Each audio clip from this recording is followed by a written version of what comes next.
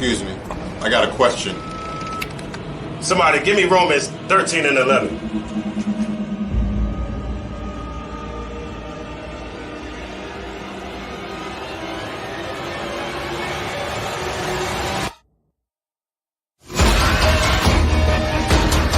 I have a question.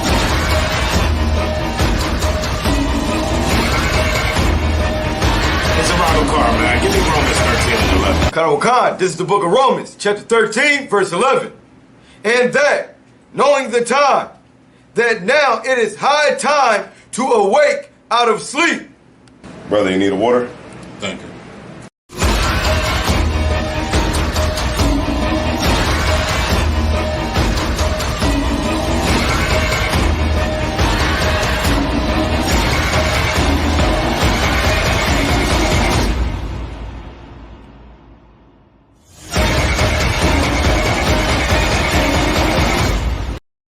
I think we got a problem, got a problem. Let's go.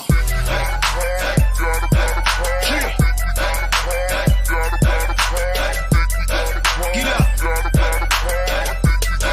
It's that club, baby.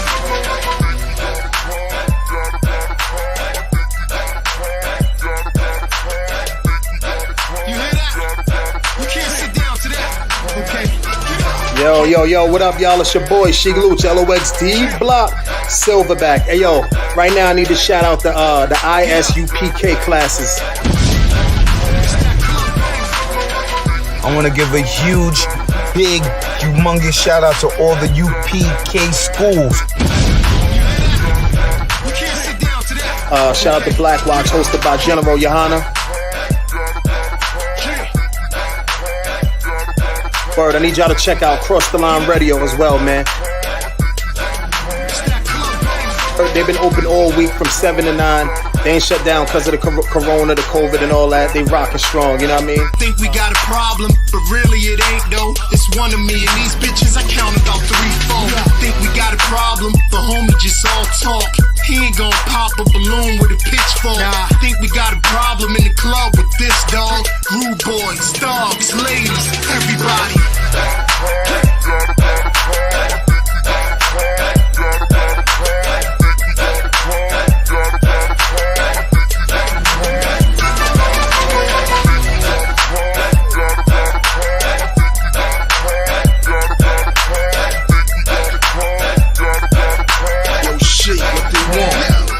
Proverbs chapter 1, verse 28.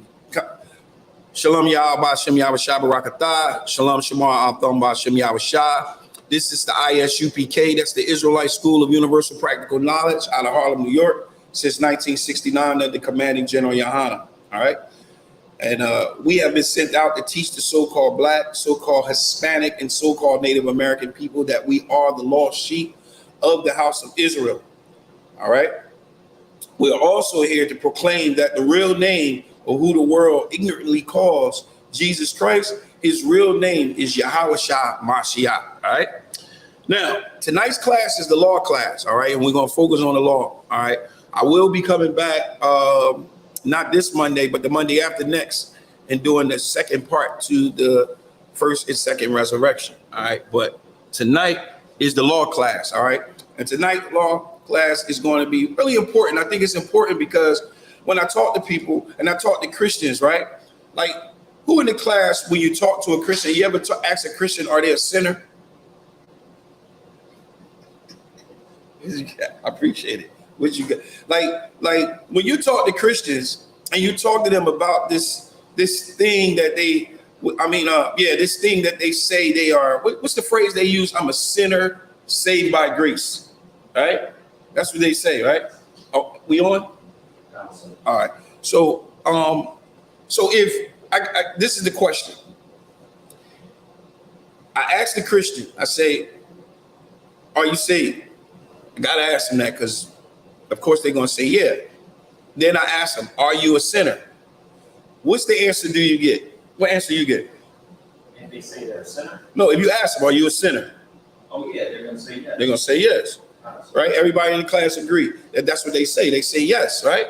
Now, I was talking to my sister today, right? And we were talking about sin.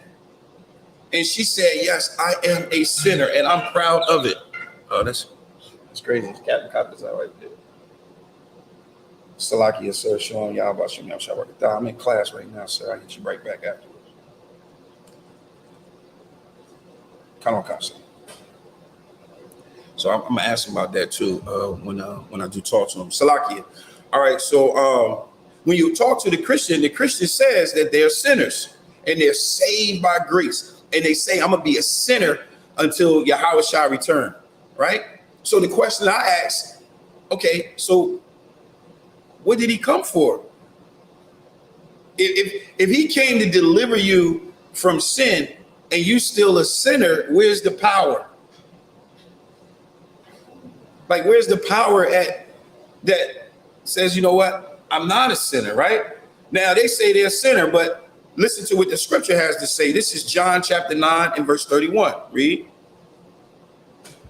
Now remember, they call themselves sinners. All Christians call themselves sinners. Read. The book of John, chapter 9, verse 31. Come on. Now we know that God heareth not sinners. Read it again. Now we know that God heareth not sinners. I mean, okay, that's it for the night. All right. Read it again. Read it again. Now we know that God heareth not sinners. It says we know the Most High Power does not hear sinners. Doesn't hear you, man, if you're not hearkening and following his laws and his statutes and his commandments. He doesn't hear you. So he clearly said, this is clear. Now we know that the Most High Power heareth not sinners. Read. But if any man be a worshiper of God and doeth his will. Doeth what? Doeth his will. Come on. Him he heareth. Doeth his will, him he hear. Give me John 4 and 34 on doing his will. John 4 and 34. This is what we need to be doing right here. And understand, it's very important to understand and let this sink in. Yahweh Shah, which is known to the world as Jesus Christ, did not come to do his own will. He did not come to do his own will. This is the will that he came to do. Read. The book of John, chapter 4, verse 34. Come on. Yahweh Shai saith unto them, my meat is to do the will of him that sent me. Read it again. My Yahweh Shai saith unto them, my meat is to do the will of him that sent me. To do the will of him that sent him, right? Period. There's no way. So he didn't come to do his own will. So that's the will that we must do. And what is that will? What does the Most High Power require of thee? Who know the answer to that? What does the Most High require of thee? And I want a precept for it. What does the Most High Power require of thee? Anybody? Deuteronomy 10 and 12.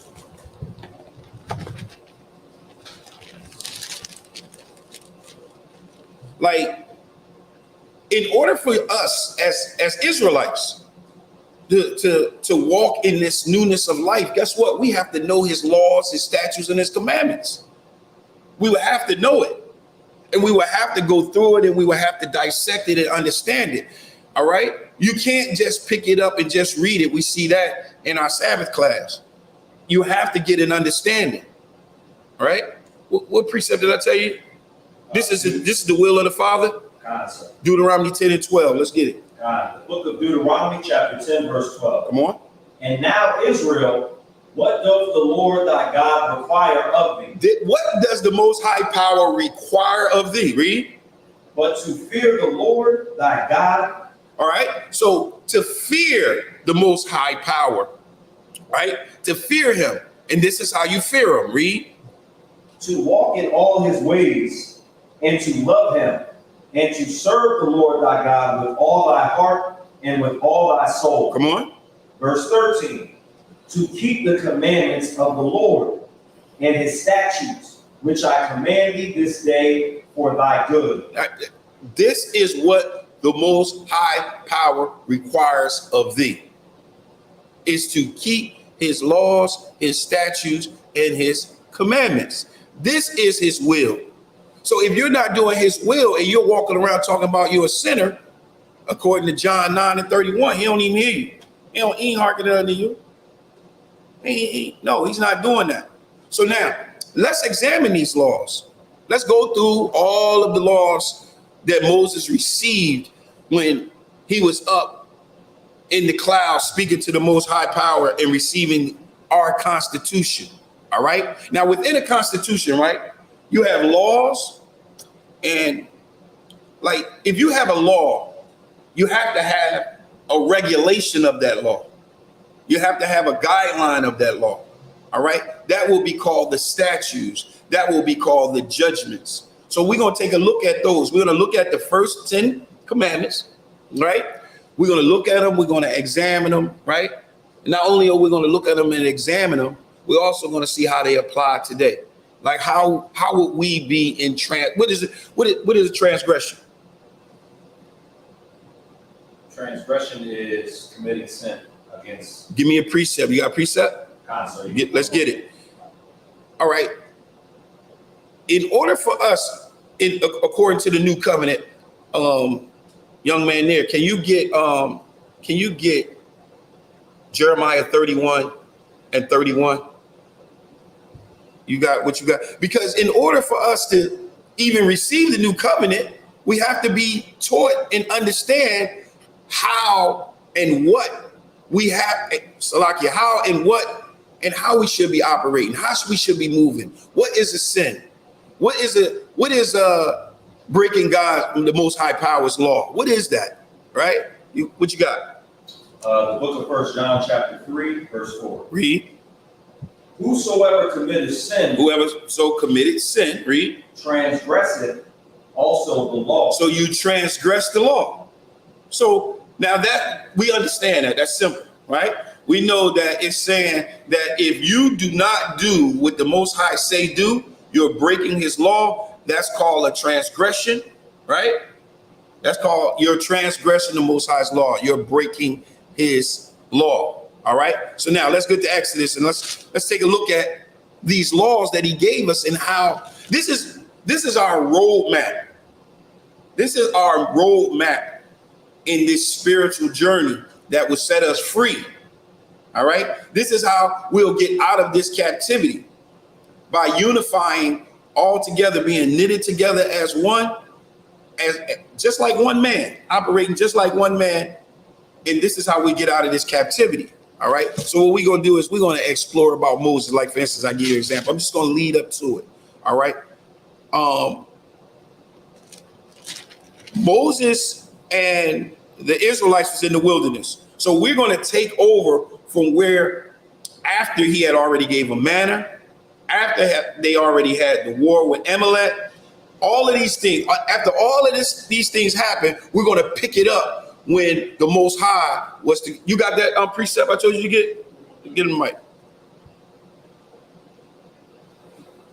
It's very important that in order for us to be a part of this new covenant, this what must take place. Read. Book of Jeremiah, chapter 31, verse 31. Read. Behold, the days come, saith the Lord, that I will make a new covenant with the house of Israel and with the house of Judah. So it's a new covenant that we are focusing on. All right. And within this new covenant, we're going to show you its power, its authority. All right. How we are to ignite it. All right. Read. Verse 32. Come on. Not according to the covenant that I made with their fathers in the day that I took them by the hand to bring them out of the land of Egypt. Not according to the covenant that I had did before. Read. Which my covenant thy break. Come on. Although I was an husband unto them, saith the Lord. Verse 33. Now this is where we got to really lock in. Read. But this shall be the covenant that I will make with the house of Israel after those days, saith the Lord. So this is the covenant that he's going to make with these 12 tribes. This is the constitution that he's going to make with these 12 tribes. This is the contract that he's going to make with these 12 tribes. Read.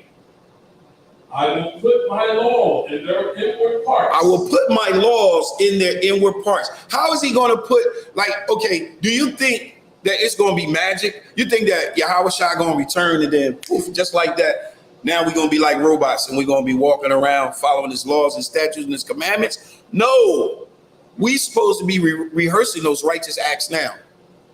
And how can we rehearse those righteous acts if we don't know those righteous acts? Read.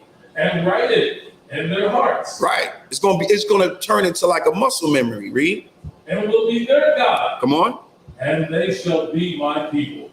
Now, this is how we're going to ignite it. This is how we're going to kick it in gear. We're going to kick it in gear by having faith in Yahweh Shai. And the works that we do is going to be based on the laws, the statutes, and the commandments. So let's get to the laws. Exodus chapter 20, verse 1. All right. Now, remember, this is after everything. So now the Most High is about to break down and give Moses these laws. All right. He's about to give him these laws. And I'm going to show you that it wasn't just 10 that he gave him. All right. It wasn't just 10. Like, he couldn't go up there. He couldn't go and say, thou shalt not kill, because when I sacrifice an animal, I'm killing it. It has to be some rules. It has to be some regulations that give an understanding on what is a kill. When he says thou shalt not kill, what does he mean? All right, you got it? Read. Sir. Book of Exodus chapter 20, verse 1. Read. And God spake all these words, saying, I am the Lord thy God, which hath brought thee out of the land of Egypt, out of the house of bondage. All right, stop right there for a minute, because we have to get an understanding on here, and I'm going to explain why. All right. When he says, I am the Lord thy God, right? What is he saying right there? He's the one and only. What is he saying right there? I mean, he's their power. What is he saying right there? All All that is true. All that is true. Now let's take it another step. When he says Lord, what is that saying? What is that saying when he says Lord? Hold on. These are all caps. These are all caps. What you got?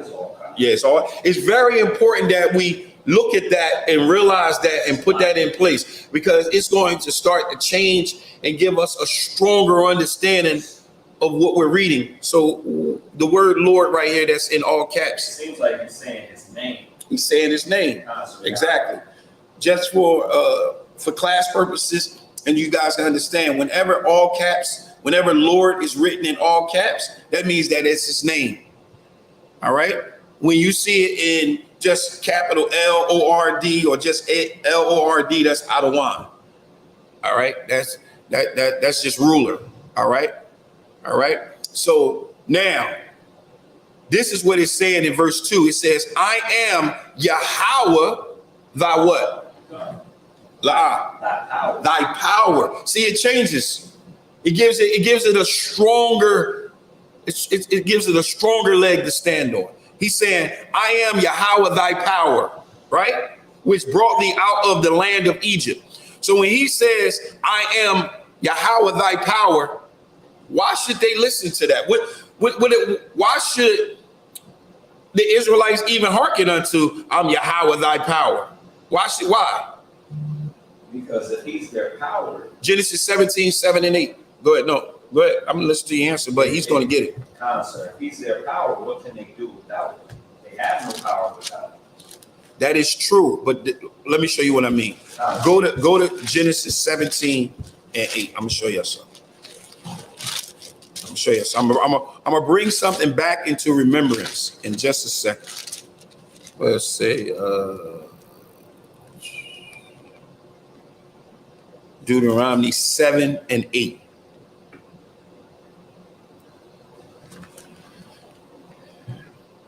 Read. Genesis chapter 17, verse 7.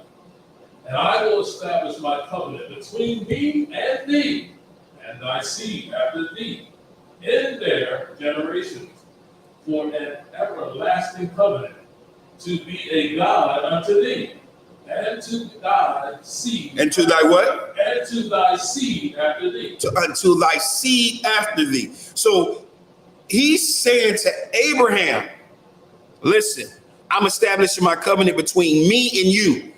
That's between me and your seed. That's what it's between. Verse 8. Verse 8. And I will give unto thee, and to thy seed after thee, the land wherein thou art a stranger, all the land of Canaan, for an everlasting possession, and I will be their God. All right, now give me Genesis. Now give me Exodus 3 and 15. This is the reason why it was important. This is the reason why it was important when he said, not Lord thy God, he said Yahweh thy power, right? This is why it was important. Exodus 3 and 15.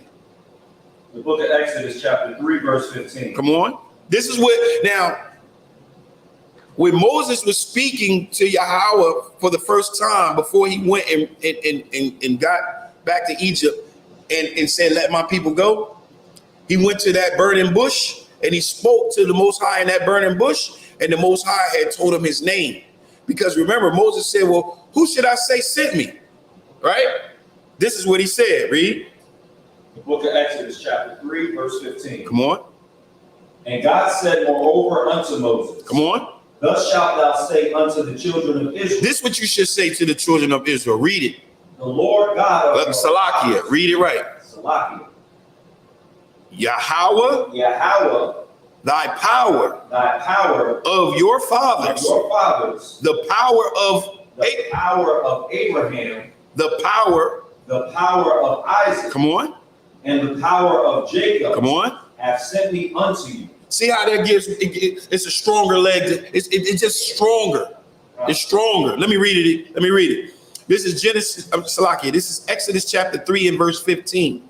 It says, and God in the Most High power said, moreover unto Moses, thou shalt say unto the children of Israel, Yahweh thy power of your fathers, the power of Abraham, which we just read, right? The power of Isaac and the power of Jacob, right? Has sent me unto you. So when he said in Salakia, Exodus 20, and he says, Yahweh thy power, this is why it carries so much weight. He's not just saying I'm just a power. He's saying it's a name behind this. I'm Yahweh, thy power of thy father Abraham, the power of Isaac, the power of Jacob, right? That's right. Is my, go ahead, read. Is my what? This is my name forever. For what? Forever. Come on. And this is my memorial unto all generations. This is my memorial. This is my name. My name ain't no Christians talking about his name is I am. No, he just said what his name was. All right. So now let's go back to Exodus 20.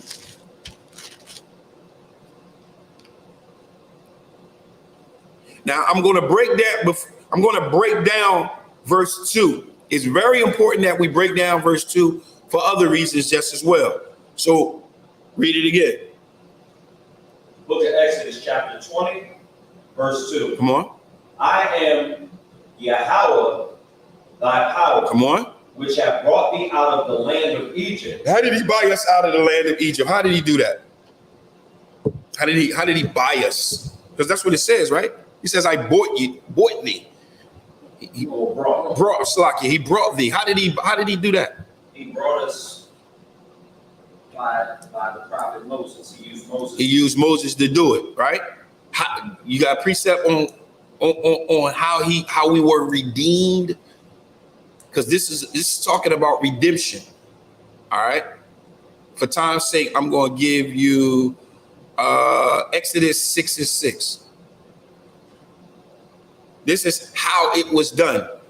How it was done and why it was done. Very important. The book of Exodus, chapter 6, verse 6. Come on. Wherefore say unto the children of Israel. Unto who? The children of Israel. Come on.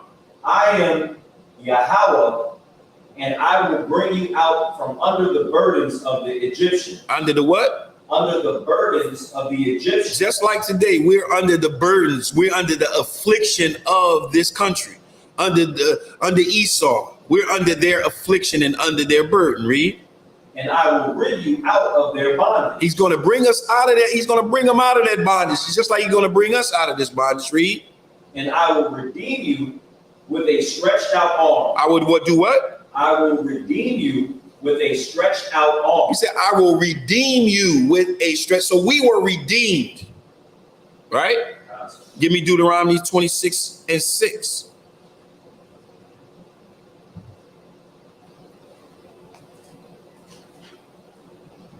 This is why. Deuteronomy 26.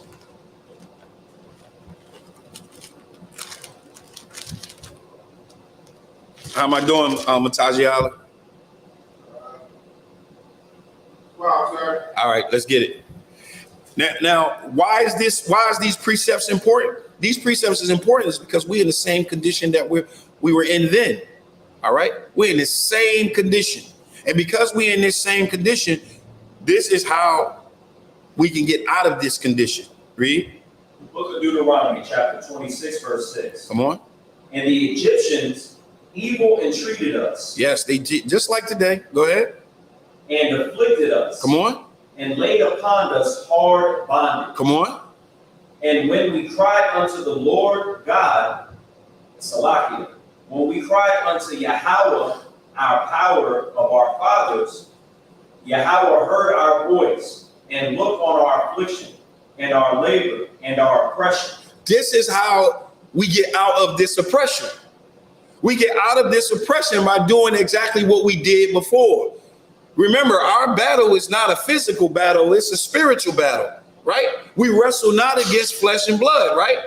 But spirits and principalities in high places, correct? So if it's a spiritual battle, right here is showing you how to get out of this spiritual battle, how to get out of this oppression, how to get out of from under this affliction. Read that again. God.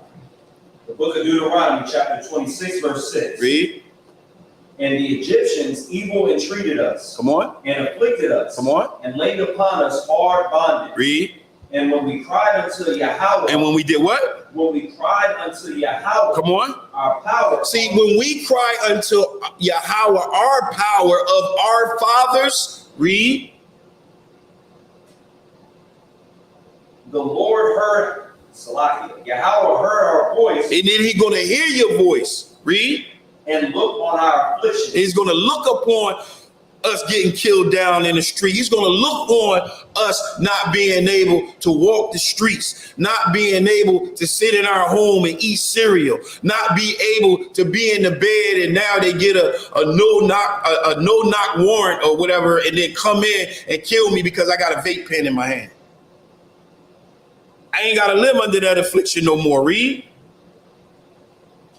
And our labor. And our labor. Read. And our oppression. Come on. Verse 8. And Yahweh brought us forth out of Egypt with a mighty hand and with an outstretched arm. This is why he brought us out. Notice in verse 7, we cried out unto him. Right? So by us crying out unto him, in verse 8, it said, and Yahweh brought us forth out of Egypt with a mighty hand and with an outstretched arm. Read. And with great terribleness. Come on. And with signs and with wonders. And he hath brought us into this place and hath given us this land, even a land that floweth with milk and honey. All right, that's Tawab. So let's go back to Exodus 20. So now he's setting up who's doing the delivery, who's doing the buying, the redeeming. He's laying that all out. All right. So now he's about to say and get into these commandments. And the first one is verse 3. So I want you to read Young man near, can you get that? I want you to read verses 2, and then I want you to read verse 3.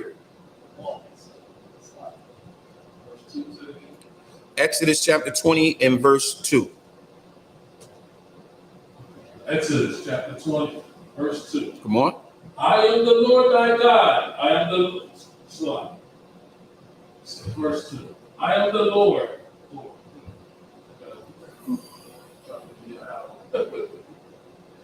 Verse 2. I am I am Yahweh. I am Yahweh thy power, Come on. which hath brought thee out of the land of Egypt, Come on. out of the house of bondage. Read. Thou shalt have no other gods before me. All right. So one more thing I want to establish. Whenever you see Egypt in these scriptures, you have to apply it to what?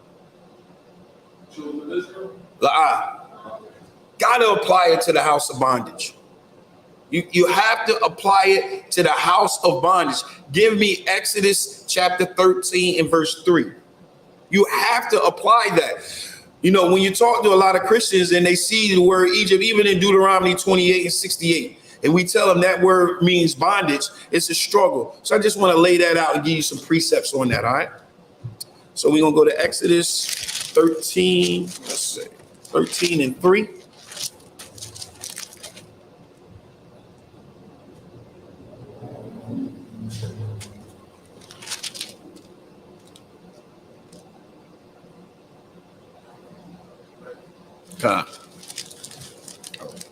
Exodus chapter 13, verse 3.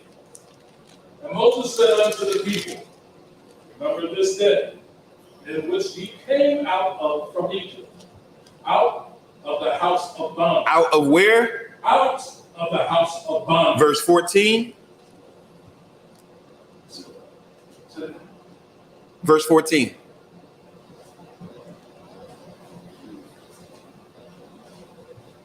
Verse 14. And it shall be when thy son asketh thee in time to come, saying, what is this? That thou shalt say unto them, by strength of hand the Yahweh brought us out from Egypt, from the house of bondage. From the house of bondage. It's like a music. It's like music to my ears. Whenever I see Egypt, all of a sudden, that's what automatically comes behind it to me. I don't even got to see the house of bondage. It say Egypt, house of bondage to me. Like America, house of bondage to me. Like America, spiritual Egypt to me. Spiritual. It's Sodom and Gomorrah. It automatically it turned into a muscle memory. That's what it is. It's a muscle memory. So let's go back to Deuteronomy 20.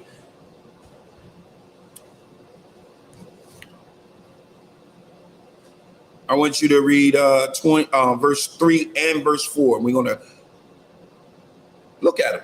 We're going to explore them. All right? The Salakia, Exodus 20. Exodus 20, verse 3 and 4. Come on. The book of Exodus, chapter 20, verse 3. Read. Thou shalt have no other gods before me. Come on. Thou shalt not make unto thee any graven image, or any likeness of anything that is in heaven above, or that is in the earth beneath, or that is in the water under the earth. All right, so when he says, thou shalt have no other gods before me, are there other gods? Is there other gods? As far as there being like gods, like. Well, give me understanding. Okay. Because a Christian would read this and they can say it's a lot of gods. So no, there's no other gods. There's no other gods. Okay, so what is this saying?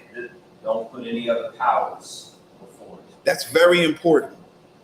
That's very, very important. You put and now, even though it say God, you can still put it in order. It's a power. The TV can be your God. You can put it before the most high power. You know what I'm saying? Your car, your woman, your American lifestyle, whatever, it can be your power. That would be your God. Give me Deuteronomy chapter 6 and verse 4. Just precepts to go with these.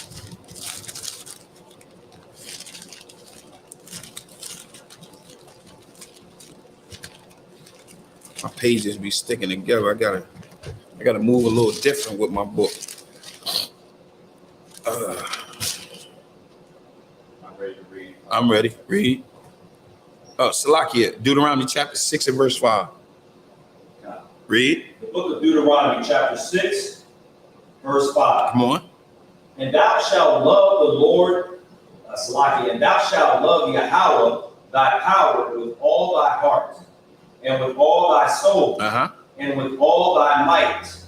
Give me verse 14. Verse 14. Come on. Ye shall not go after other gods, of the gods of the people which are round about you. That's very, very important because that's what we're experiencing now. All right. I want you to take that word gods and say powers. Read. Verse 14. Come on. Ye shall not go after other powers. You don't supposed to go after other powers. You see how it flows? Read. Of the powers of the people. Of the powers of the people, their holidays, their feast days. What they say is love.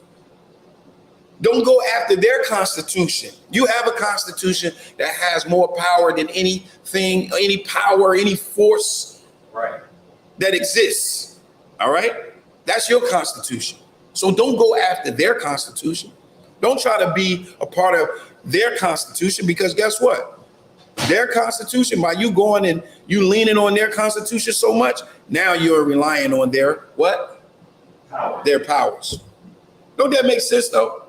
That makes so much sense when you put it in that flow. All right. So now let's look at some examples. First of all, do y'all have any examples that y'all want to pull out that shows how when I'm gonna start with the Old Testament, putting the other powers before them, or they was warned. That's a real good one. That's what I was thinking about. The only reason why I didn't do it is because I just did it on class. Give me. Let's do Joshua. I think it's 24. Joshua 24 and 18. This is a hip shot, so y'all gotta work with me. And if it's not, we gotta readjust it. 24 and 18.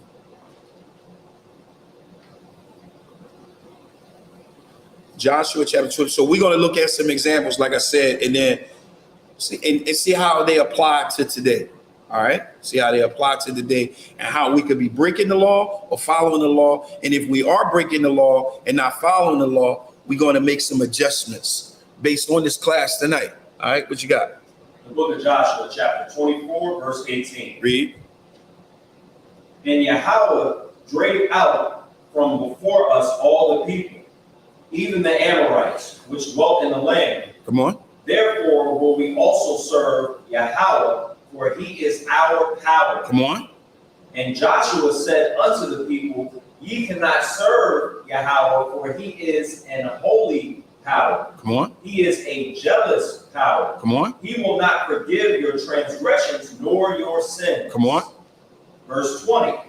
If ye forsake Yahweh and serve strange gods. And do what? Serve strange powers. Going after strange powers. Read.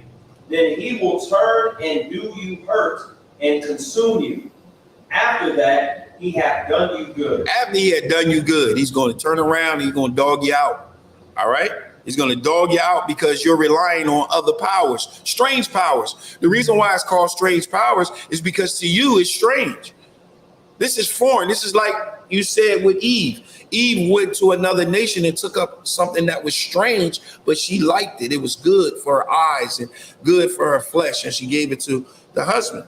So it is a strange power. Read. 21. Verse 21. And the people said unto Joshua, Nay, but we will serve Yahweh. Verse 22. And Joshua said unto the people, Ye are witness against yourselves, that ye have chosen Yahweh to serve him. And they said, We are witnesses. Now that verse right there is a very, very heavy verse, because that's what we said. We said this. We acknowledged this. Once again, we acknowledged it with Moses in Exodus 19, and now we are acknowledging it now. All right? Read. Verse 23. Come on. Now therefore put away, said the strange powers which are among you. Come on. And incline your heart unto Yahweh, your power of Israel. Come on. And the people said unto Joshua, Yahweh, our power, will we serve. Come on. And his voice we select him. His voice will we obey. His voice will we obey. His power is what we lean to. His power is what we obey. All right. Now, give me Yahweh Shai. Give me Matthew 4:10. That's a good one. This is when Yahweh Shai was dealing with Satan, dealing with the devil. All right. Remember what he said? Did anybody know what he said before you see it? What do you think he said? When he was dealing with the devil. When he's dealing with the devil. Matthew 4:10. Get thee behind me, Satan. Read it. The book of Matthew, chapter 4, verse 10. Now, this is not putting this is what we got to walk in, because this is putting no other power before him. Read. Then said Yahushua unto him, Come on. Get thee hence, Satan. Come on. For it is written, Come on. Thou shalt worship the Lord thy God, and him only shalt thou serve. That only him shall thou serve. Only him shall thou. That's your power. That's a good one, sir. Yeah, that's your power. That's your power. You have no other power at all except that power. Let me see something first. Let me give me 1 Corinthians 8. 1 Corinthians 8 and 6. It's a hip shot. I don't know why I do it. Only if I get there and it's wrong. It ain't there. Go ahead, read. The book of 1 Corinthians, chapter 8, verse 6.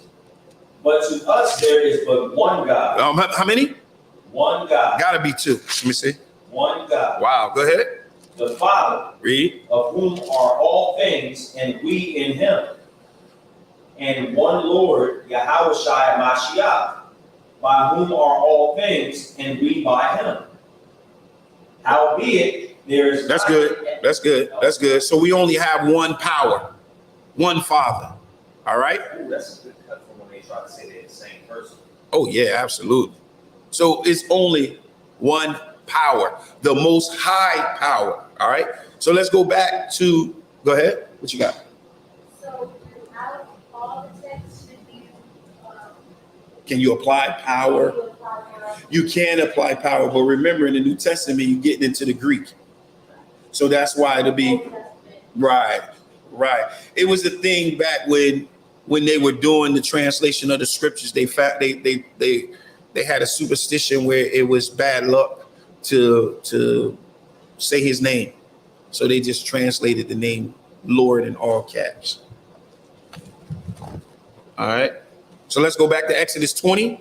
So we see thou shalt have no other gods before him. But in verse 4, it says, thou shalt not make unto thee any graven images or any likeness of anything that is in heaven above, or that is in the earth beneath, or that is in the water under the earth. So I got a question for you.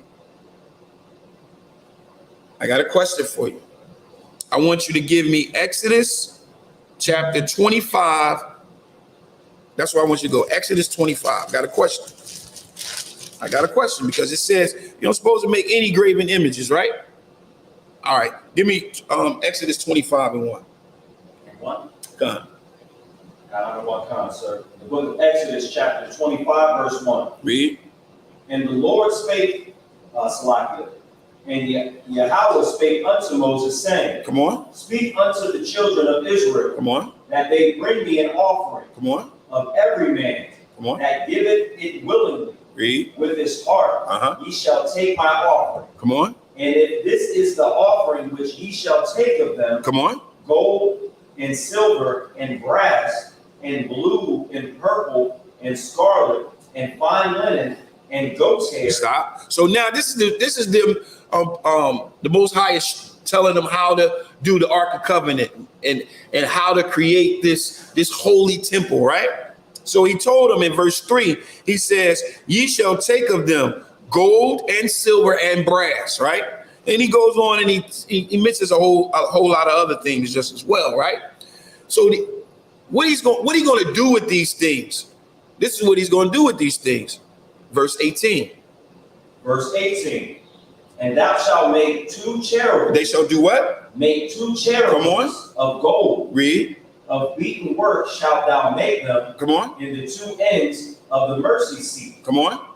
And make 1 cherub on the one end. Read. And the other cherub on the other end. Come on. Even of the mercy seat shall ye make the cherubims on the 2 ends thereof. Come on. And the cherubims shall stretch forth their wings. They shall stretch forth their wings. Read. On high covering. Come on. The mercy seat. Read.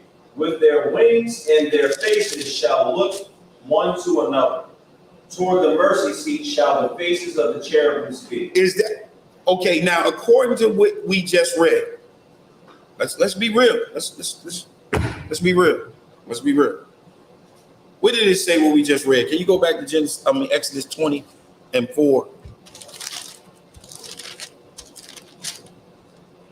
And the reason why I'm bringing this up is because I get a lot of debates with Christians about this. Read. The book of Exodus, chapter 20, verse 4. Come on. Thou shalt make unto thee thou shalt not make unto thee any graven image or any likeness of anything that is in heaven above, or that is in the earth beneath, or that is in the water under the earth. All right. So I'm opening it up. I'm opening it up. What is going on here? Go ahead, give it a mic. Cherubs don't look like anything on earth. Huh? They had wings. They don't look like anything on earth.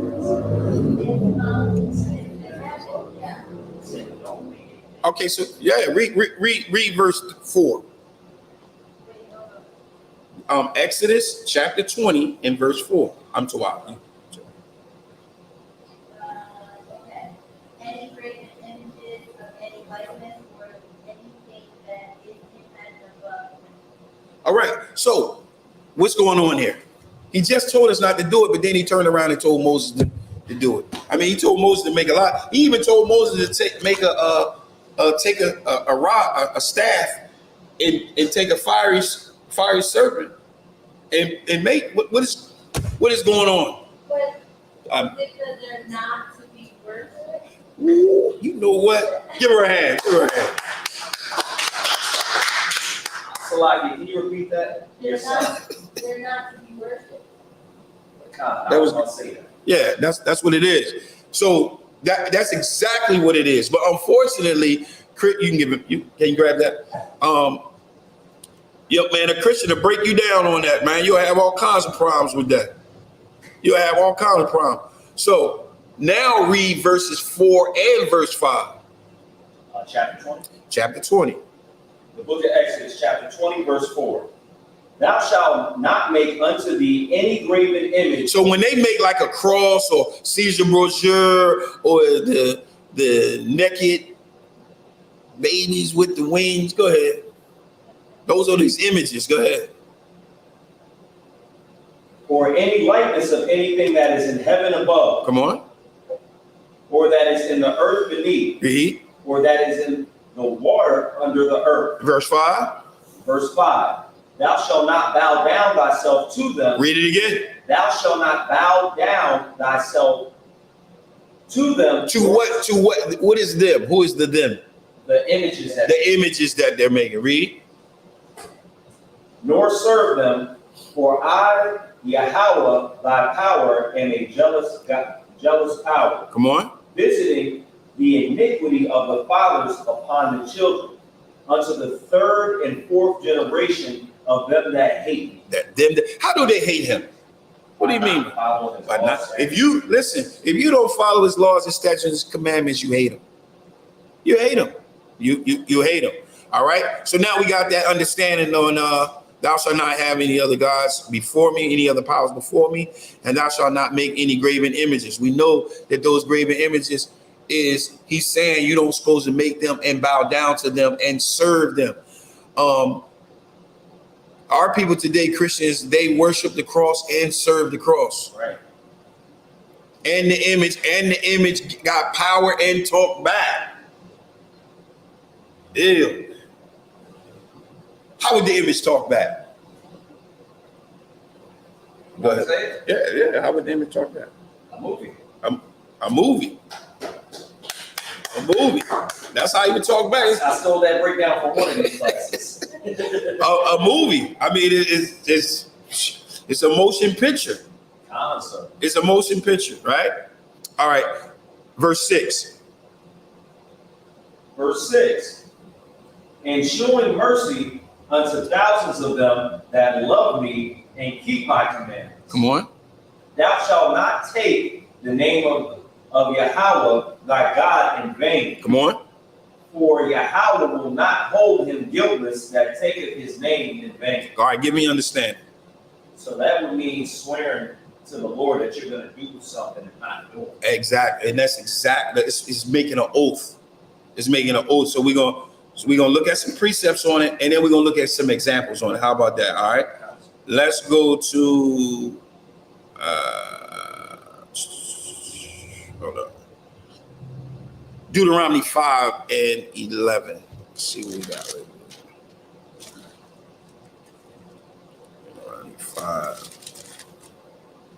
and 11.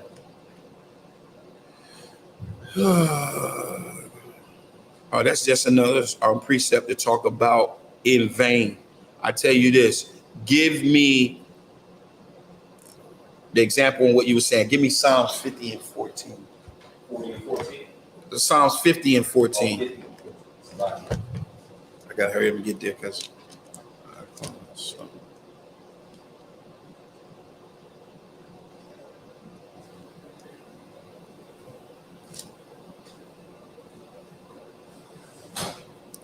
you got it? I do now, sir. Let's get it. The book of Psalms, chapter 50, verse 14. Come on.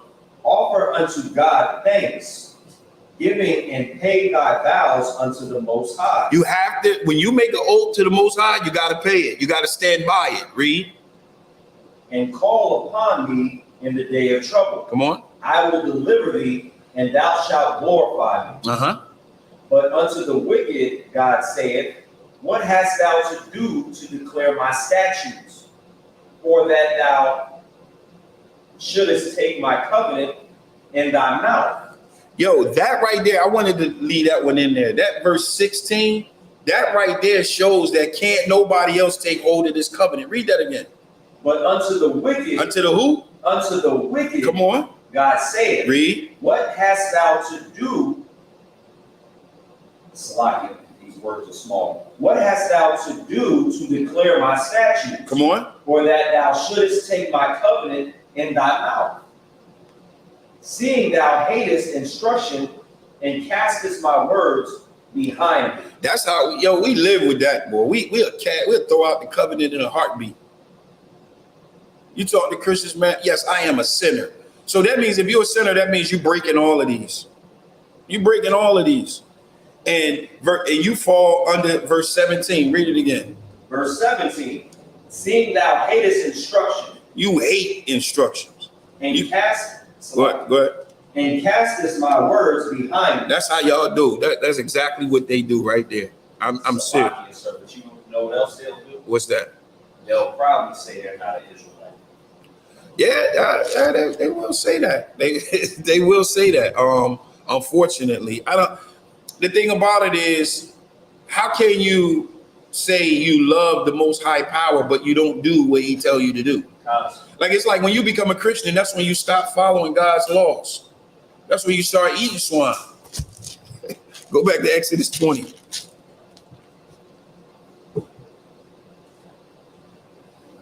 Do you have any examples on? Anybody have any examples? Any examples at all on someone in the scriptures using the Lord's name in vain, or not just using his name in vain, or just using his name properly? You have any examples on that? Because I'm thinking of one right now. Paul.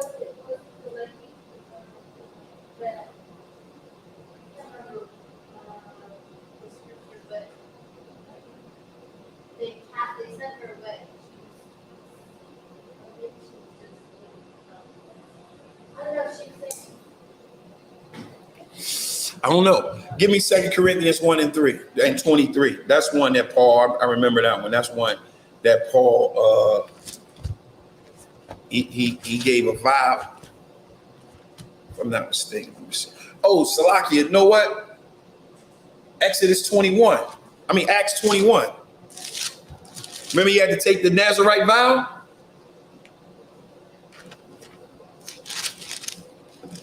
He had to take that vow.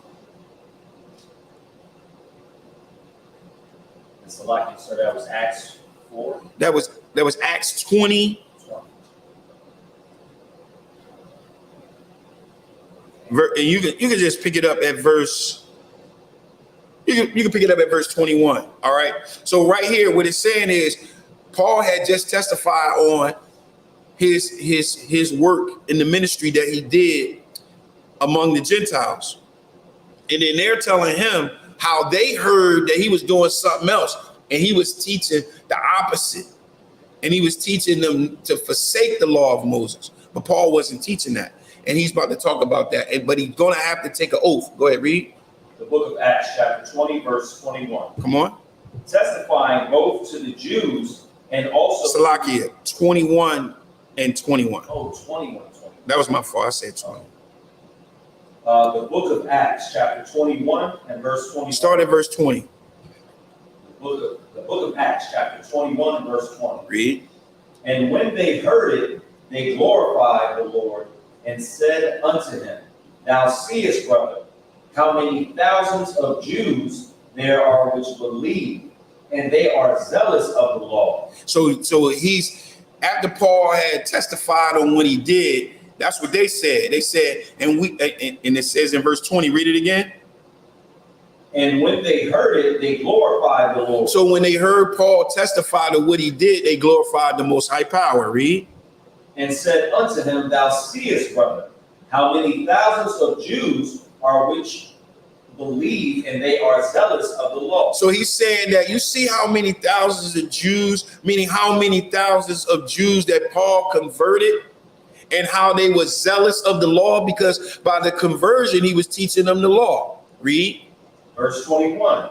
And they are informed of thee. This is what they were informed. This is what they were told. Read. That thou teachest all the Jews. This is what they were taught, that you teaching all the Jews. Read. Which are among the Gentiles. Which are among the Gentiles. Come on. To forsake Moses. We heard that you're teaching them to forsake Moses' law. Right? Read. Saying that they ought not to circumcise their children, neither to walk after their customs. So he said, listen, man, this is what we heard you was doing, Paul, but I'm glad that you wasn't doing that. Right? Verse 22. Verse 22. What is it therefore?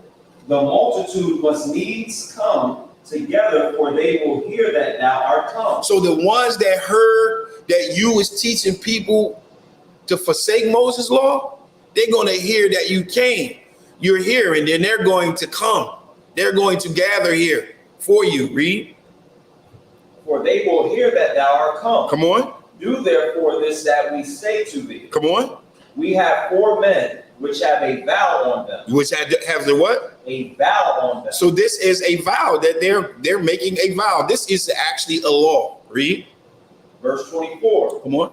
Them take and purify themselves with them. Come on. And be at charges with them, that they may shave their heads, and all may know that those things wherefore they were informed concerning thee are nothing. They are not. So he said, look, what they're going to do is they're going to hear that you came, but they're going to see that you made a vow. You're following the law.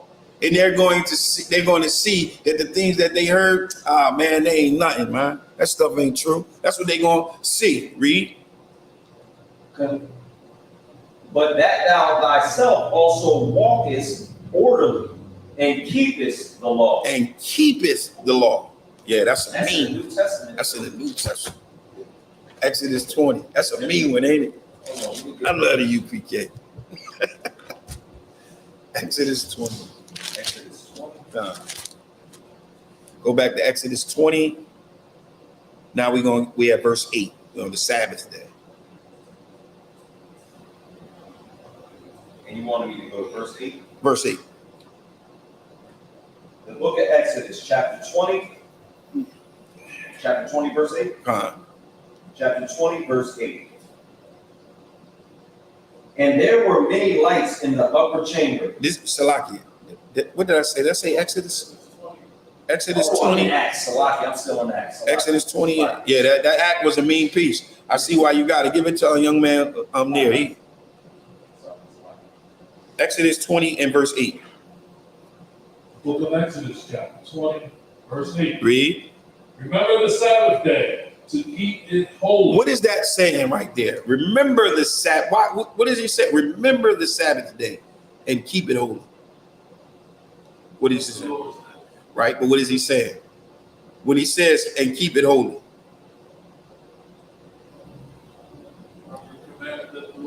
That's true, but what does holy mean? So he's separate, set apart. Keep this day separate. Keep this day set apart from any other days, right? That's what he's saying. So he's saying, remember the Sabbath day and keep it holy. Read. Verse 9. 6 days shalt thou labor and do all thy work. So what is it saying right there?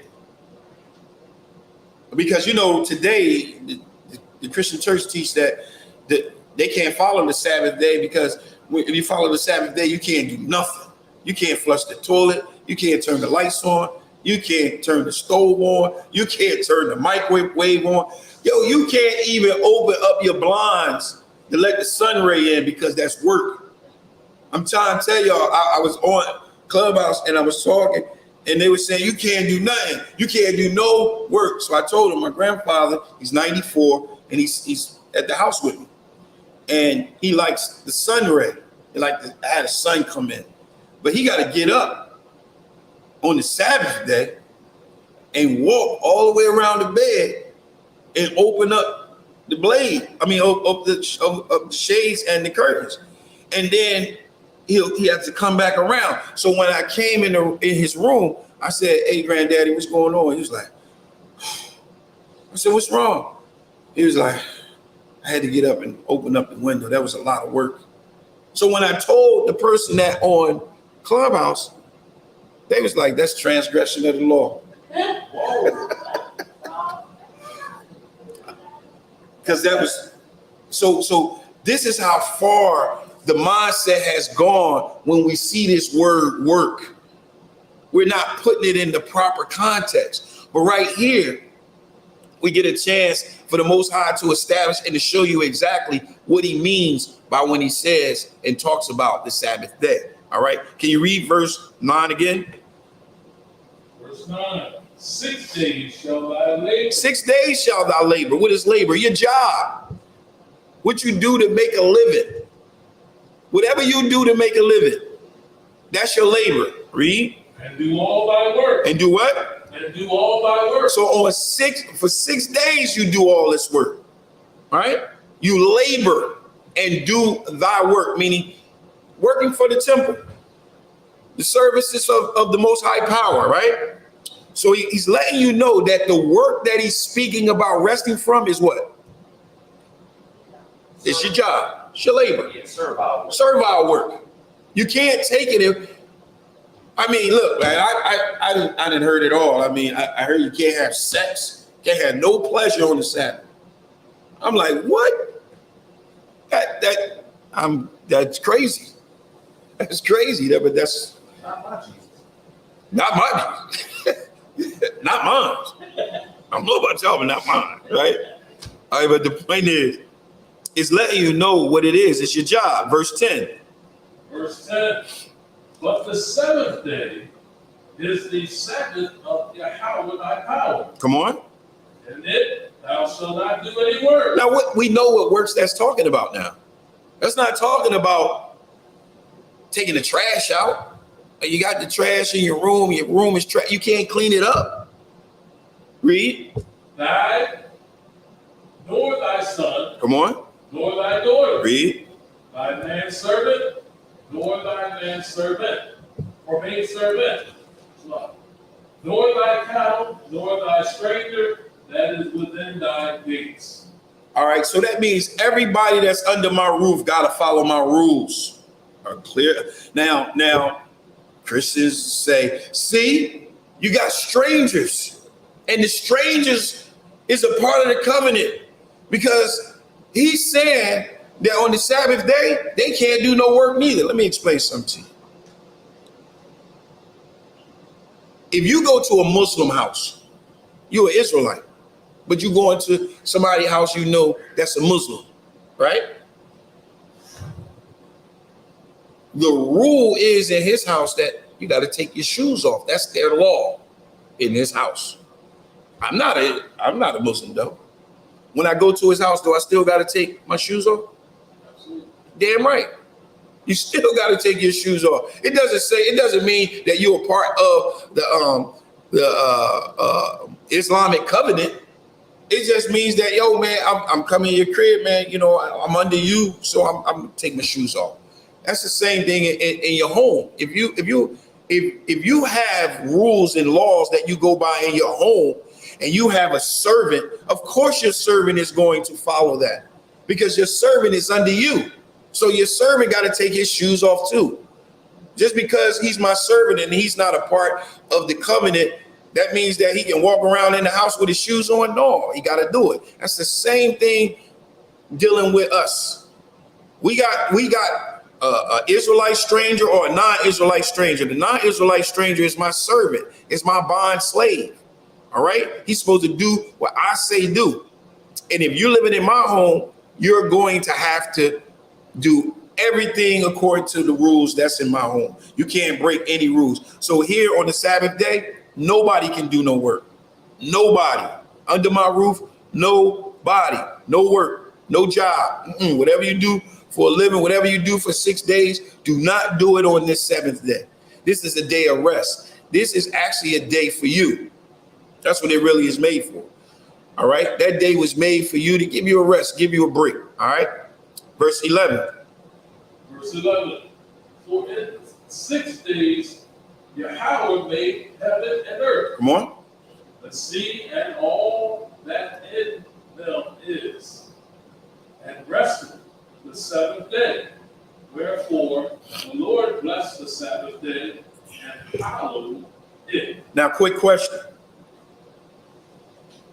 For 6 days, what was Yahweh doing? Yahweh thy power. What was he doing? Give him the mic. I can't hear you. He was working. What kind of work was he doing? He was making the world. Is that his job? Is to keep the world in order? Yeah. That's his job. That's the Most High's work. And then guess what? On the seventh day, which is the Sabbath day, what did he do? He rested. My man, give him a hand. He rested from his work. So the Sabbath day is not talking about not doing, like just sitting in the house like this. If you breathe too hard, you don't sleep. Yeah, you can't turn the TV on. You can't. That's not what it's saying, dummy. Salakia. I tell you that, but Salakia. Yeah, good. Originally, they had me thinking we could eat on the Sabbath. Good night. You can't eat. I thought I could go to the grocery store. Yeah, I mean, you can't use the microwave. You got to eat your food cold. Can you open the refrigerator? That's work. Man, my grandfather would tell you, man, that. Whoo. All right, let's get back to Exodus 20 and 12. This is a big one right here. Now we're about to get more into showing more folds of it and showing how it relates to today. All right, dealing with the commandments, right? Read. The book of Exodus, chapter 20, verse 12. Read. Honor thy father and thy mother, Come on. that thy days may be long upon the land which Yahweh thy power giveth thee. Thou shalt not kill. Verse 14. All right, hold on. Let's stop at 12 for a minute. All right, so he says, honor thy father and thy mother. We having a big problem with that today. That's a major, major problem. And not only is it a major, major problem within our homes, but it slips into our homes through music, through TV, through things that our children are seeing outside of the house. And it's causing us not to honor this, not to honor thy father and thy mother. Now, what does it mean to honor thy mother and thy father? What does that mean? And what does that look like? It means being respectful, taking instruction from them, and in my case, I would say not shaming the pedigree or your household name. Damn right. Let's get some precepts for us. Proverbs 51 and 5. What you got? Salakia. Proverbs 51 and 5. Salakia 15 and 5. Salakia. 15 and 5.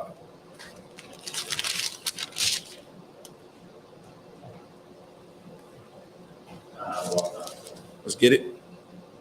The book of Proverbs, chapter 15, verse 5. Come on. A fool despiseth his father's instruction. That's what a fool would do. That's what a fool would do.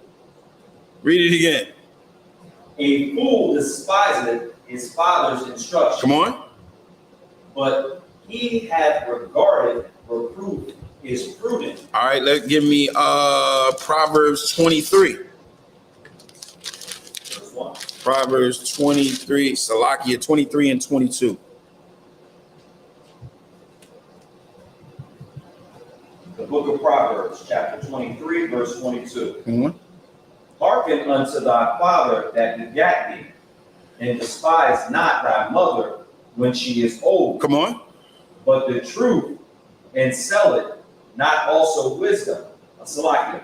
Buy the truth and sell it, not also wisdom. What did he mean by he said, buy the truth and sell it not? Read verse 22 again. Hearken unto thy father. So that means listen unto your father, read. That begat thee. That actually brought you into this earth, read. And despise not thy mother when she is old. Don't disrespect your mother. All right. Remember, you got to honor thy mother and thy father. Read. Because look, if you hearken unto the voice of your father, the one had begotten thee, this is what you'll do. Read. By the truth. That's what you'll stand by, that truth. That when he taught you, you're going to stand by that. Read. And sell it not. Don't get rid of that. Don't get rid of that. You hold on to that. You keep that close. You know what I'm saying? You know, I used this example before when it talks about the tutorer, right? A tutorer in the book of, I think that's Galatians, it talks about being a tutor or a schoolmaster, right? A tutorer teaches you what to do in the morning. Brush your teeth, wash your face, do all the things that you're supposed to do before you leave the house. When you're grown, you don't throw that away. You don't get rid of that. You still, when you get grown, you don't need the tutorer no more, but you still keep the things that the tutorer taught you. Same thing with your parents. If your parents taught, you know how when, I think it's an old saying, they say, you teach the child something and the child, that they'll lean back to it when they get older. They'll never forget. It's a phrase for that. Anybody know it? What? Not that it was. That's a scripture. It's a saying that they say they do. I can't remember. It's Salakia. But when verse 23 where he says, "Buy the truth and sell it not," also wisdom and instruction and understanding. So you want to take all of those things from your parents. All right. Verse 24. Verse 24. Come on. The father of the righteous shall greatly rejoice, and he that begatteth a wise child shall have joy of them. So just think about your father seeing you and the things that he taught you. He's watching you, your mother watching you, and you don't get rid of it. You buy it. You buy into it and you don't get rid of it. And he see you and he like, oh yeah, I remember. Oh, I taught him that. Yeah. Oh, that's my boy. Yes. You're going to rejoice. You're going to be happy. You know what I'm saying? That brings joy to me. I have a son. My son is 15, right? Got a son that's 15. And he listens to me. Does that sound strange? Does that sound strange? When I say he listens to me, he honors me. He listens to me. He respects me. And what I say, he go by that. That does sound strange for a teenager. Yeah. And these days of time. That's my boy, man. And I love hanging out with him. I love hanging out with him. He's the funniest. He's the funniest guy. And this scripture right here, it brings me joy to watch him do the things that I told him and all that. It brings me joy. Verse 25. Verse 25. Come on. Thy father and thy mother shall be glad, and she that bare thee shall rejoice. Yeah, and this is what she gonna say. Verse 26. Verse 26. My son. My son. That's all I want. My boy. My son. Look at him. Look at him. Look at my boy. All right. So now we see. Now in the New Testament we had an issue with this. Yahushua spoke on this. Are y'all familiar with this? It's in Matthew 15. Is this when he had to listen to what his parents said? No, he had to check. He had to check the Pharisees and the Jews. It's in Matthew chapter 15. Yeah, but the weightier matters. Is it when he says the weightier matters? Let's look at it. Matthew 15. Matthew 15. It's something that we do today. This is how you could tell right here. This is a Negro right here. You can tell. You're like, yep, this is us, boy. Matthew chapter 15. And let me get there. Boom. You can start at verse 3. Matthew chapter 15 and verse 3. The book of Matthew chapter 15, verse 3. Come on. But he answered and said unto them, why do ye also transgress the commandment of God by your tradition? What is he saying right there? What is he saying right there? The man-made thing that they brought into, their habits, that's actually transgressing and breaking God's law. Say that again. So they're bringing like some man-made tradition. Right. So give me an example today. Today. A man-made tradition today. Christian church. Look, I'm gonna give you one back to back. That was a good one. Christian church, because now tradition now says that the Sabbath day for Christians is Sunday. So now that's a tradition of man, and it has made the commandments of the Most High void. All right, read that again. Verse 3. But he answered and said unto them, why do ye also transgress the commandment of God by your tradition? Read. For God commanded, saying, honor thy father and thy mother. He that curseth father or mother, let him die the death. But ye say... Now this is what they say. This is how they clean it up. And look, this is what we'll say today too. Go ahead. But ye say, whosoever shall say to his father or his mother. Now this is what you're saying to your mother and your father, because they're going to act if they need help, or if it's something that you give them. This is what they're going to say. Read. But ye say, whosoever shall say to his father or his mother, it is a gift, by whatsoever thou mightest be profited by me. So he's saying, look, whatever we get, whatever they're giving, they give it. But they're giving as a gift to like today, we don't honor our mother and our father. We don't look out for our mother and our father like we're supposed to. We'll take with Christians. They'll take their offering, they'll take that extra money that they have, and what they'll do, they'll give it to the church as a gift.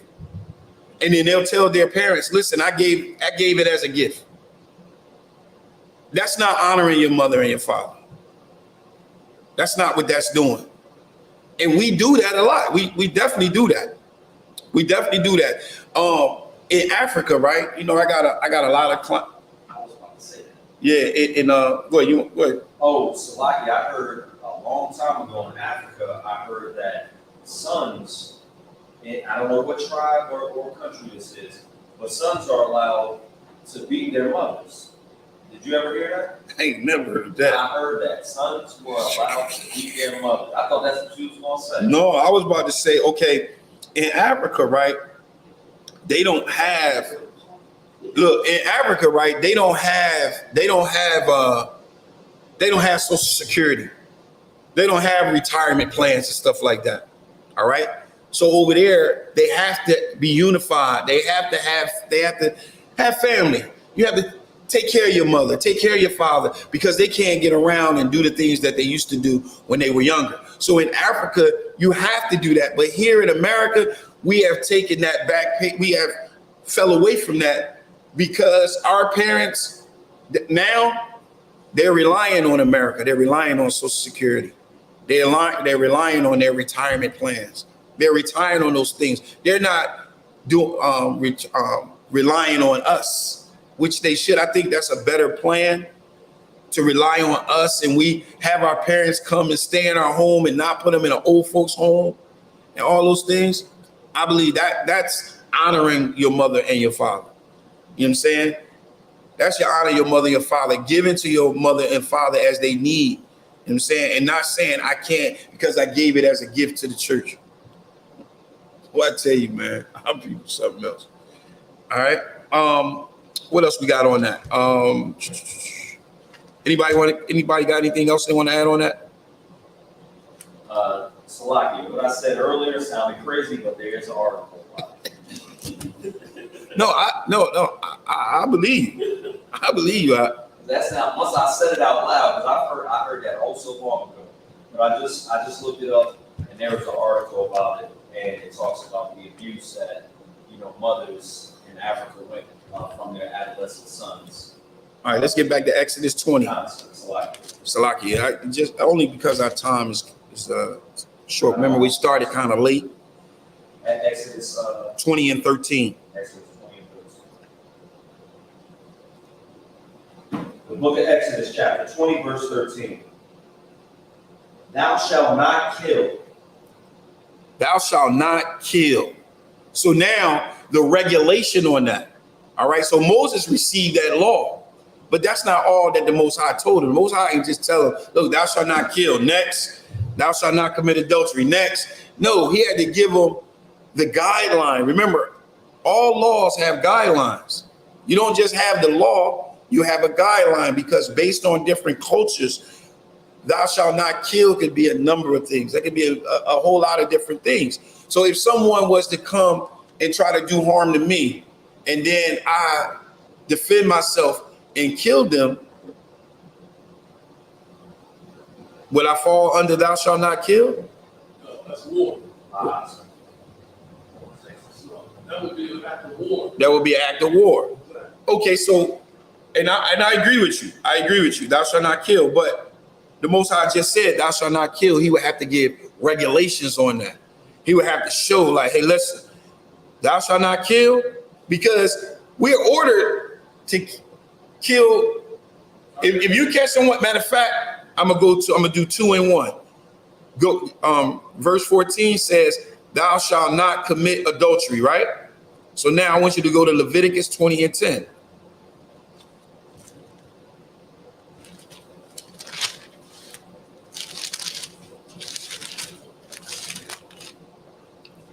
Like, if it's an unlawful kill, that's murder.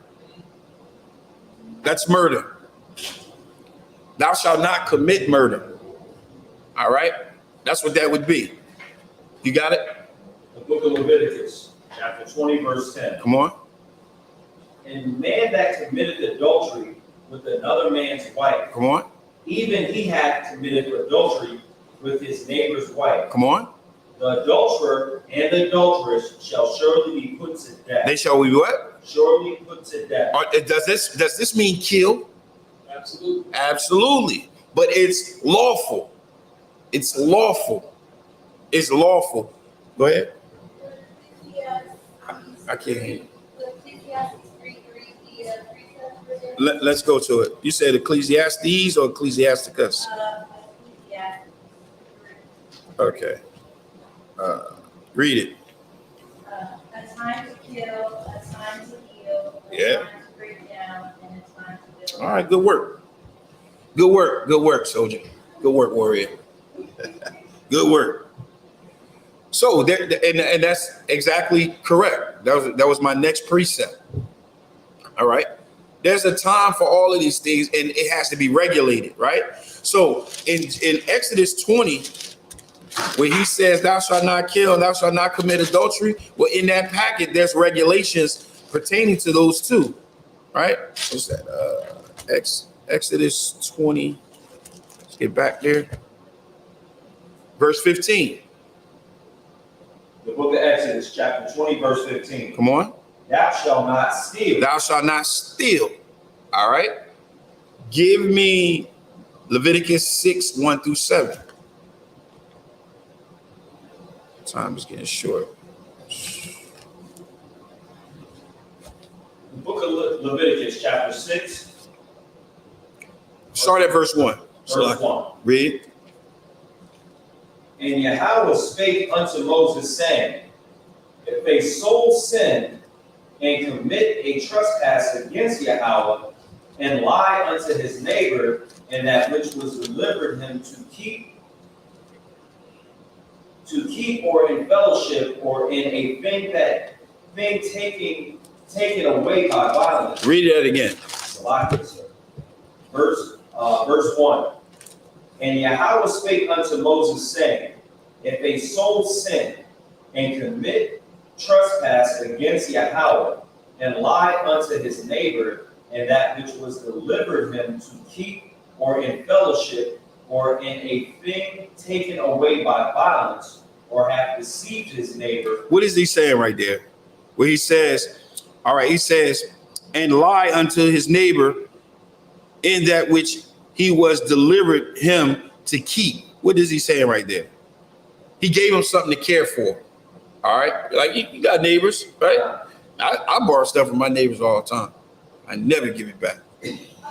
They definitely got to come get it, man. I forget. Go ahead. Go ahead. Verse 3. For have found that which was lost, and lieth concerning it, and swear falsely in any of all these that a man doeth, sinning therein. All right, Salakia. So going back up to verse 2, I want to break down verse 2, right?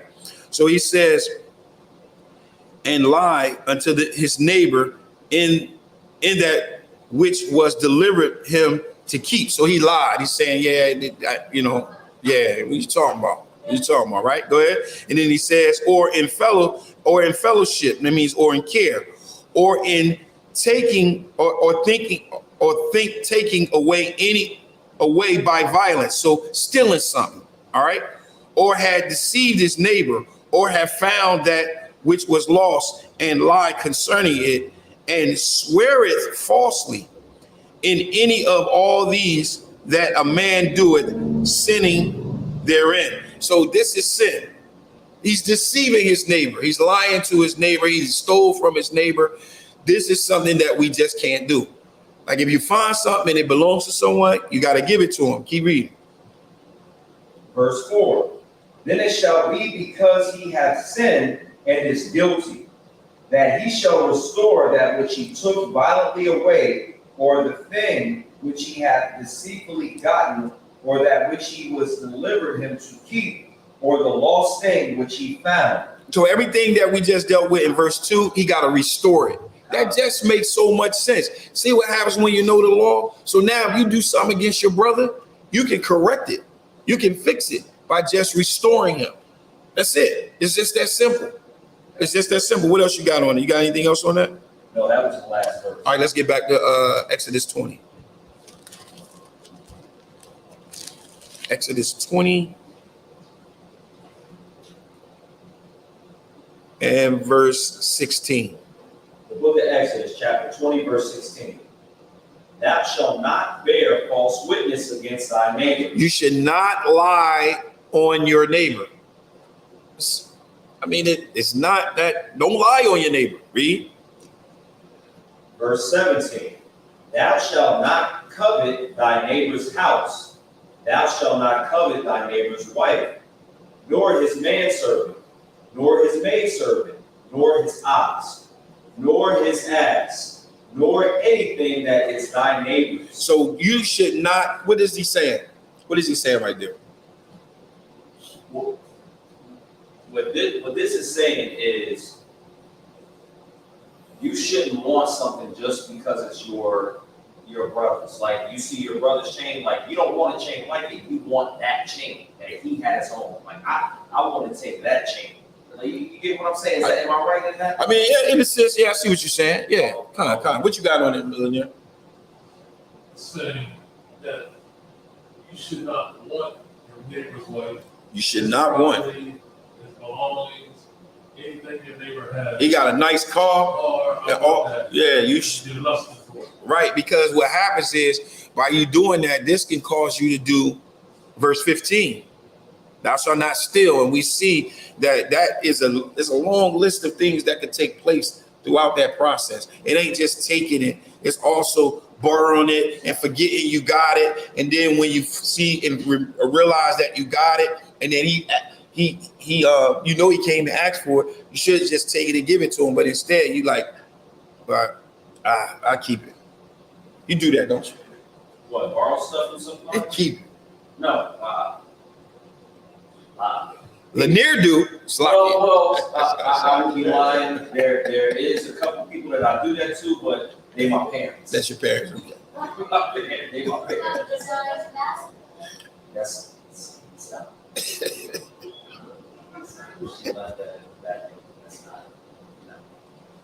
All right. So I wanted to get a little bit more into a couple things, like far as lying with a woman carnal. Just one more, because it's dealing with adultery. How can you lie with a woman carnal, and how is that applied today? What verse is that? Oh, you know what? Better yet, I'll get to it. Leviticus 18 and 20. I think it's Leviticus 18. Leviticus. Like if I can't pull it, then I'll just get it next time. The book of Leviticus, chapter 18, verse 20. Moreover, thou shalt not lie carnally with thy neighbor's wife to defile thyself with her. What is that saying? I can't. They got what? People be pretending they're like married at work. No, wow. I think that's what that means. People do that? Yeah, I've heard that a couple times. Yo, say that again. Say that what she said again. She said people that are actually married have work husbands and work wives. You know what that is? Go ahead, get it to her. So what happens in this case, this is when you befriend someone and the relationship grows to a level where they confide you more than they do their husband. That's horrible. Okay, so it's okay. Look what it says. It says, moreover, thou shalt not lie carnally with thy neighbor's wife to defile thyself with her. And thou shalt not let any of thy seed pass through the fire. All right. Verse 22. This is the one I want to focus on. Thou shalt not lie with mankind as with womankind. It is abomination.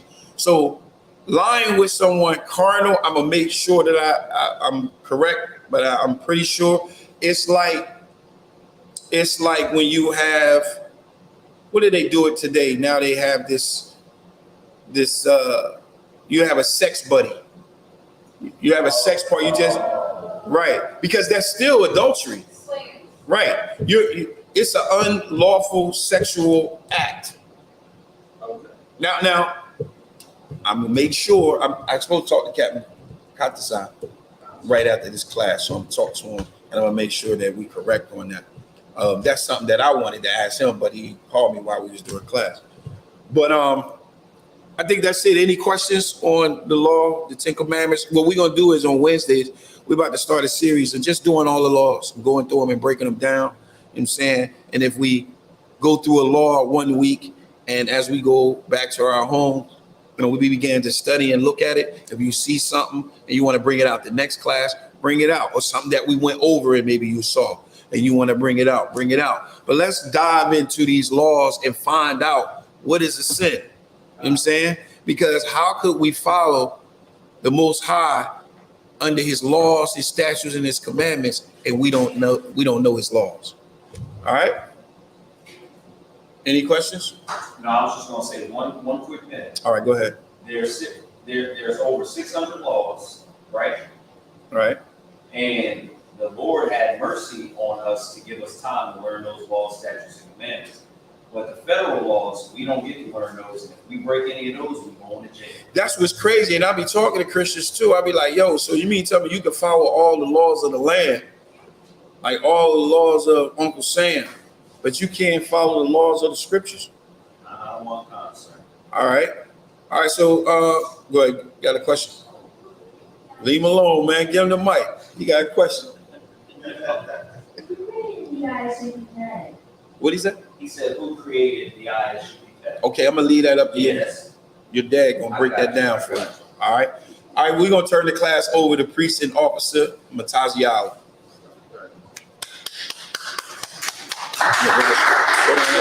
No. I gotta do that, I'll show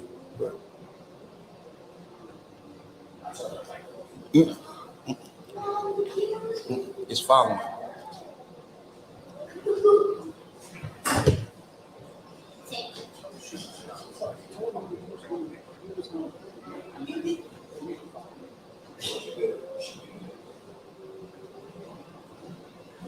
Is it? Let me do it right. Oh man. It's a lot. Hold on. You got to do these.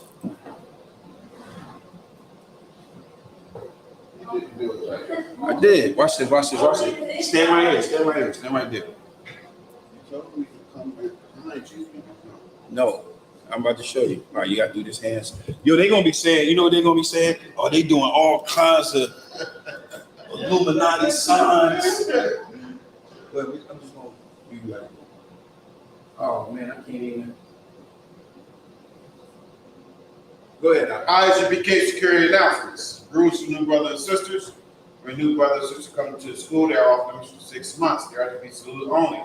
They are here to learn, shed themselves of the world. If they need transportation, the teacher will arrange it. After 6 months, if a brother or sister has an interest in a particular person, they are to seek counsel from the heads. Tithe, which is a commandment. Numbers 18:21, Malachi 3:8-10, read 10 from Hebrew, Ma'asher, 10% of every penny of any increase the Lord gives you. Priest funds, free will offer for the priest. It's not mandatory. It's whatever amount you'd like to donate.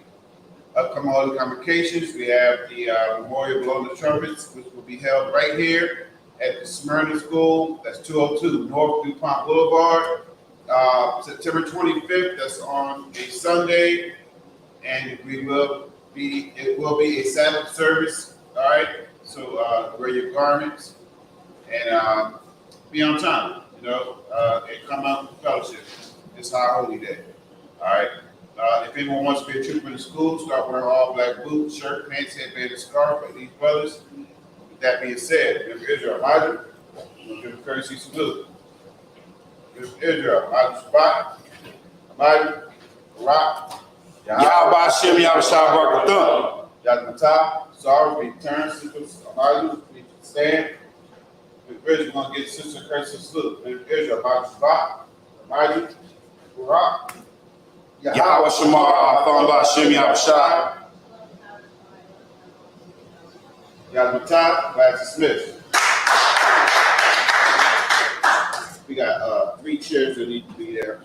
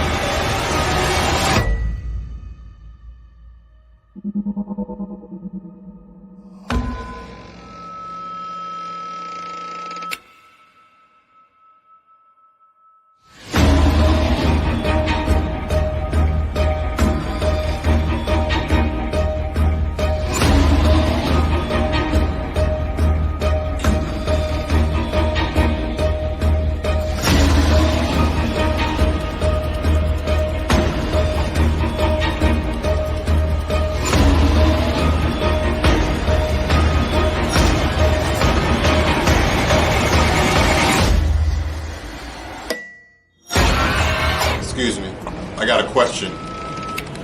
Somebody give me Romans 13 and 11.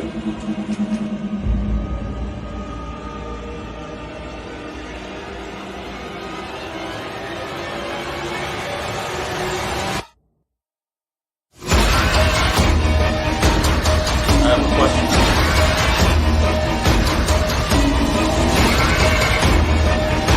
It's a Ronald car, man. Give me Romans 13 and 11.